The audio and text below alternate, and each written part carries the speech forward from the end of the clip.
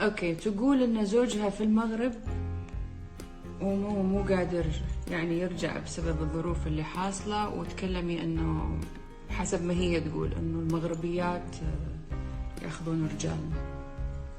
بسألك سؤال أسمى بالله عليكي، وهي اسمعها كثير انه المغربية ساحرة والمغربية ساحرة والمغربية تاخذ الرجال. الحين هي اللي عندك في البلد ولا هو اللي طار لها؟ قاعد تقولين هو هناك في المغرب وبسبب الأحداث ما قدر يجي وهو مع بنت مغربية وكذا كلام هذا اللي تقولين. بالله عليك، كم رحلة الطيران من هنا للمغرب؟ عارفين كم ساعة؟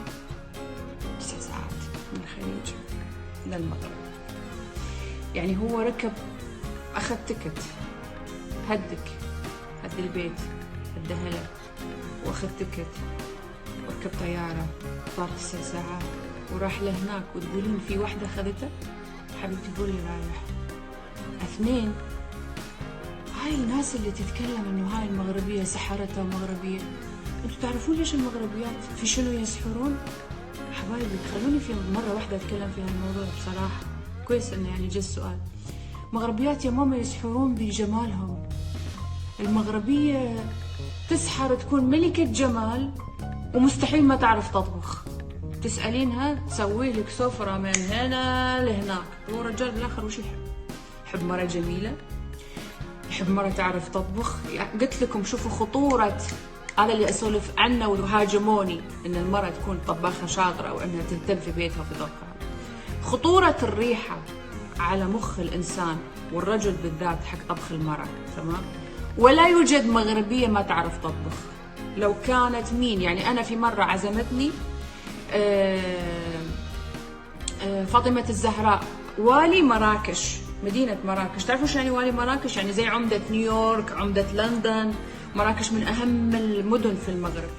عزمتني في بيتها على الغداء، تمام؟ أوجه لها أكبر تحية، فاطمة الزهراء، تمام؟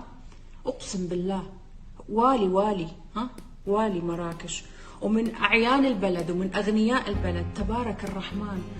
سفرة مخيفة من الجمال اللي كانت مسويتها من أكل، وهي ملكة جمال ووالي